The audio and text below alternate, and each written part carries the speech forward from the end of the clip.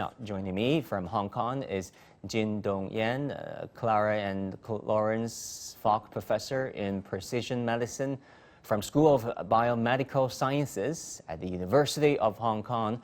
Professor Jin, thanks for joining us. Let's take a quick look at these figures first. In Hong Kong, the authorities said Monday the fifth wave has peaked with the lowest daily toll in 3 weeks. The total number of cases was over 1 million, with about 5,600 deaths. Hong Kong will lift flight bans on 9 countries, including the U.S. From April the 1st, Hong Kong will also reduce the quarantine period for arrivals from 14 days to just 7 if they meet certain conditions, and also relax social distancing measures. First of all, sir, can you give us some background on the relaxation of these policies? So actually, the relaxation of these is actually well justified because we have a lot of local cases. So the risk of importing more cases is relatively low compared to the large number of local cases. So to make Hong Kong, to bring Hong Kong back to normal, we need to have some of these flights from the outside. So the risk has been greatly reduced. So back to the situation in Hong Kong, I actually agree with what is said by the other experts, the previous ones you talked with. So on one hand, these Omicron, the BA.2 subvariant in Hong Kong, 99.9% of the cases are either asymptomatic or mild.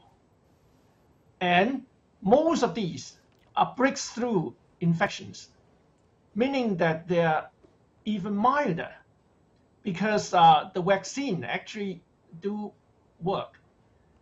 This is on one hand, it is not a major problem. However, on the other hand, it is our unvaccinated elderly that cause the major problem. So a lot of these unvaccinated or not effectively vaccinated or not fully vaccinated elderly, they die. When the virus penetrates into our elderly caring homes, many of these small outbreaks kill 10-20% of our elderly. So that's actually the most tragic part of the situation like in Hong Kong. So we are dealing with it. We try to use a closed loop. We try to reverse quarantine some of the healthy elderly. We try to boost up the vaccination campaign in these elderly people. However, it might already be too late because for the vaccines to take effect, it takes time.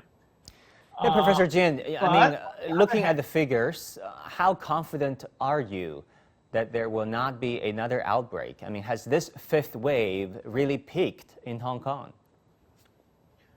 So first of all, by all the different criteria, this fifth wave have peaked and it's going down. You have 1 million people being infected.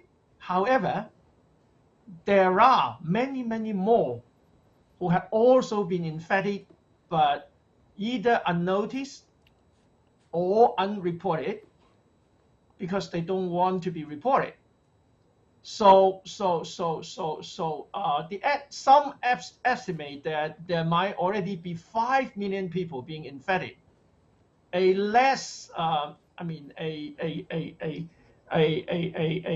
more reasonable estimate might be 2.5 million.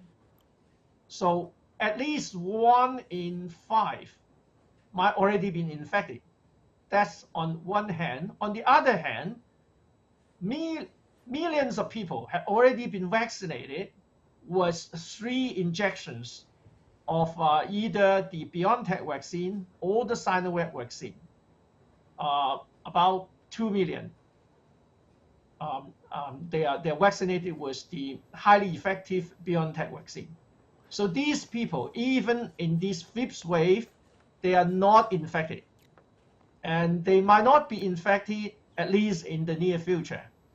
So plus like 2.5 or 3 million people who had already been infected. So this group of people, 3 million plus 3 million, at least more than 50 of the population in Hong Kong, they might not be infected by the BA2 subvariant, at least in the near future. So that's the reality that we are facing. Right. So, Professor Jin, I want to talk about the cancel all restrictions, the flights. lifting of these, sorry to cut you, but let's talk about the lifting of restrictions there that are on the mind of many, lifting the ban on inbound flights from 9 countries, putting on hold a mass testing campaign, and also the easing of social distancing measures. What do you think would be the impact on public health in Hong Kong, considering these latest measures? So all these measures are necessary because if you don't have any of these, the city will die, and more people will be dying because they have lost their jobs, because they don't have money to support their living. So we need to balance. That's the first thing that we need to consider. The second of all, we need to consider the situation like in Hong Kong. And the universal testing is actually not necessary anymore because what I have said, there are millions of people who have just recovered from a very recent infection. And there are millions of people who have already been vaccinated with 3 injections of a highly effective vaccine.